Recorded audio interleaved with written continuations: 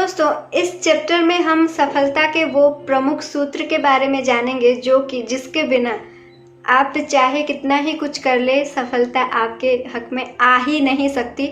उसके बारे में हम बात करेंगे और इस चैप्टर में हम ये भी बात करेंगे कि आत्मविश्वास पाने के वो कौन से सूत्र होते हैं। तो वीडियो के एंड तक ज़रूर बने रहिए। And welcome to my channel through the book through the life. और जैसे कि आप सबको पता है, इस चैनल में हम बुक्स के हर चैप्टर को डिस्कस करते हैं और अभी जो बुक हम डिस्कस कर रहे हैं, best selling book think and grow rich, written by great writer Napoleon Hill. और आप लोग नए हैं, आपको बता दें, इस किताब में 500 सक्सेसफुल लोगों के सक्सेस होने का राज बताया गया है। यानी कि हम जो एक एक चैप्टर डिस्कस कर रहे हैं वो सारे के सारे चैप्टर एक एक राज है, जिसको अगर हम जान जाते हैं तो उसको अप्लाई करके कोई भी सफल हो सकता है। जस्ट अप्लाई करने की देरी होती है। और आज का हमारा चैप्टर है दोस्तों विश्वास, आस्था। और दोस्तों, जैसे कि आप सबको पता है, और अगर हम देखें, अगर हमारे भारतीयों की बात करें तो विश्वास के बारे में हमें नहीं लगता बहुत ज़्यादा बात करनी चाहिए, क्योंकि सबको ऑलरेडी बच्चे से बूढ़े तक सबको पता होती ही है। और हम सबको पता है कि विश्वास ही भगवान होती है, हम सबको पता है ना। और यहाँ पर भी इस चैप्टर में भी नेपोलियन हिल जी वही हमें बताने की कोशिश कर रहे हैं कि जो आस्था है वो मन की एक ऐसी अवस्था है, जब हम उस अवस्था में पहुँच जाते हैं तो उस चीज़ को पाने के लिए, जो भी हम पाना चाहते हैं उसको पाने के लिए हमें कोई भी नहीं रोक सकता। और देखिए दोस्तों, सबसे अगर हम हायर वाइब्रेशन की बात करें, अगर हायर क्वालिटीज़ की बात करें, तो दुनिया में जितने भी आवेग हैं, जितने भी इमोशन हैं, उनसे सबसे बड़ा जो 3 इमोशन होते हैं वो होता है हमारा विश्वास, प्रेम और सेक्स। और ये तीन आवेग जहाँ पर इंक्लूडेड होता है, आप कुछ भी कर सकते हैं, ये आपको कुछ भी करवा सकता है, ये ऐसा इमोशंस होते हैं। तो इसी में से ही हम एक जो होता है विश्वास, उसके बारे में आज हम बात करेंगे, आस्था के बारे में। तो यहाँ पर राइटर यहाँ पर हमें ये बता रहे हैं कि हमारे मस्तिष्क 2 टाइप के होते हैं। मस्तिष्क में 2 भाग होते हैं, 2 टाइप के नहीं, 2 भाग होते हैं। एक हमारा सचेत स्तर होता है और एक हमारा अपचेतन स्तर होता है। और जो आस्था होती है वो कहाँ बिल्ड होती है? हमारे अपचेतन स्तर में। और आस्था एक ऐसी अवस्था है जहाँ पर हमें ये विश्वास हो जाता है कि हमें जो चीज़ चाहिए हम वो ऑलरेडी पा चुके हैं। इस लेवल के विश्वास, देखिए विश्वास और आस्था लगभग सेम चीज़ है, लेकिन फिर भी इन दोनों में फ़र्क है। विश्वास होना यानी कि हमें अगर सिर्फ विश्वास है, लेकिन आस्था मन की एक, मतलब हम जो चाहते हैं अगर उसको हम पा सकते हैं, अगर हम सोच रहे हैं तो ठीक है, वो एक तरह का विश्वास है।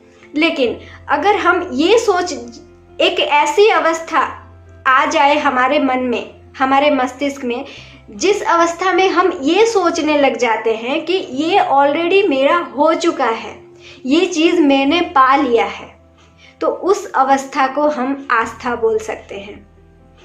और यही अवस्था एक ही अवस्था है, जब तक आप इस अवस्था तक नहीं पहुंचते हैं कोई भी चीज़ आपकी नहीं हो सकती। तो दोस्तों, इस अवस्था तक अगर हमें सफलता पानी है तो हमें इस अवस्था तक अपने आप को ले जाना पड़ेगा कि हमें वो ऑलरेडी मिल चुकी है। और हम एक बढ़िया सा 5 सूत्र दिए गए हैं आत्मविश्वास पाने का, यानी कि इस आस्था के जरिए, तो उसको हम पढ़ के सुनाते हैं। तो देखिए, सबसे पहला सूत्र जो हमारा है कि हमें अपने आप को ये बोलना है कि मुझे पता है मेरे पास जीवन में अपने निश्चित उद्देश्य का लक्ष्य प्राप्त करने की क्षमता है, यानी कि मैं योग्य हूँ। मुझे एहसास है कि मेरे मस्तिष्क में प्रभावी विचार अपने आप को अनंत बाहर की ओर भौतिक क्रिया में पुनः प्रस्तुत करेंगे और धीरे धीरे खुद को भौतिक वास्तविकता में बदल देंगे। देन मैं जानता हूँ आत्म सुझाव के सिद्धांत के माध्यम से कोई भी इच्छा जो कि मैं लगातार अपने मन में रखता हूँ, अंत में उसके पीछे की वस्तु प्राप्त करने के कुछ व्यवहारिक साधनों के माध्यम से अभिव्यक्ति की तलाश करेगी। देन मेरे जीवन में अपने निश्चित प्रमुख लक्ष्य का वर्णन स्पष्ट रूप से लिखा है। और सबसे अंत में मैं पूरी तरह से महसूस करता हूँ कोई धन या स्थिति जब तक सत्य और न्याय पर निर्मित नहीं किया गया है लंबे समय तक वो नहीं टिक सकती। इसलिए मैं ऐसे किसी लेन देन में शामिल नहीं होऊंगा जो उन्हें लाभान्वित नहीं करता, जिन्हें ये प्रभावित करता है। तो दोस्तों, अगर हम कोई भी चीज़ किसी टाइप की भी सफलता, चाहे वो हमारे धन संबंधी सफलता हो या फिर रिश्ते संबंधी सफलता हो, हम कोई भी फील्ड में अगर सफलता पाना चाहते हैं तो सबसे पहले हमारे अंदर हम अपने आप को, पहला स्टेप जो है, हमें अपने आप को योग्य समझना है। और सबसे इम्पोर्टेंट ये है कि हमें ये भी देखना पड़ेगा कि वो जो धन या फिर वो जो चीज़ जो भी हम चाहते हैं, वो धन हो या रिश्ता हो, वो किस तरह से हम हासिल कर रहे हैं, है ना। वो प्रॉपर प्योर एथिकल वे में भी होना चाहिए, क्योंकि अगर हम अनएथिकली कोई भी चीज़ करते हैं तो वो हमारे पास लंबे समय तक नहीं रहते। और देखिए दोस्तों, ये सारे वाक्य को अगर हम बार बार अपने लिए दोहराते हैं, बार बार पढ़ते हैं, तो ज़रूर हमारे अंदर आत्मविश्वास बढ़ने लग जाएंगे। और किताब के थ्रू ज़रूर जाइए, मैं बिल्कुल रिकमेंड करूँगी, क्योंकि किताब में और बहुत ही अच्छी तरह से आप लोगों को डिस्क्राइब किया गया है। और अगर आप किताब चाहते हैं तो डिस्क्रिप्शन में लिंक दिया गया है, आप मेरे लिंक के थ्रू भी जाके इस किताब को पा सकते हैं। तो दोस्तों, हम बात कर रहे हैं आस्था के बारे में, और अभी हमने जाना कि आत्मविश्वास क्या है, यानी कि हम अपने आप को उतना योग्य समझना और उस स्थिति में जाके पहुंच जाना कि वो चीज़ ऑलरेडी हमारा हो चुका है। और उसको पाने के लिए अगर हम एक एथिकल वे में काम कर रहे हैं, एक प्योर वे में काम कर रहे हैं, ऑनेस्टली काम कर रहे हैं, तो उस चीज़ को पाने के लिए कोई हमें रोक ही नहीं सकता, क्योंकि ये तो यूनिवर्स का नियम है, ये वर्ल्ड का नियम है और ये भगवान का नियम है, ठीक है। इसको आप झुटला नहीं सकते।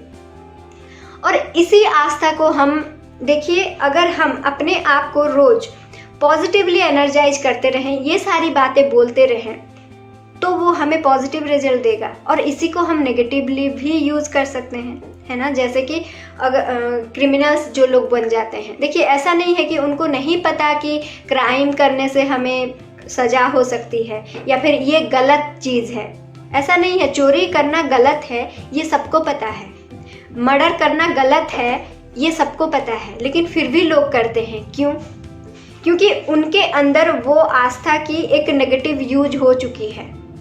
वो जब एक बार दो बार करते हैं, फिर धीरे धीरे उनके अंदर वो चीज़ ऐसे बैठ जाती है कि उनको पता ही नहीं चलता कि ये हम अच्छा कर रहे हैं या बुरा कर रहे हैं, क्योंकि उनके अंदर की वो विश्वास, उनके अवचेतन मन उस स्तर में प्रोग्राम हो गया होता है। तो दोस्तों देखिए, पावर हम सबके पास है, लेकिन बात ये है, इम्पोर्टेंट बात ये है कि हम उसको कैसे यूज़ कर रहे हैं। तो आस्था एक ऐसी स्थिति है जिसको हम पॉजिटिवली यूज़ करके दुनिया में बहुत अच्छे काम कर सकते हैं, और उसको अगर हम उसका नेगेटिव यूज़ करें तो हम बहुत बुरे भी बन सकते हैं।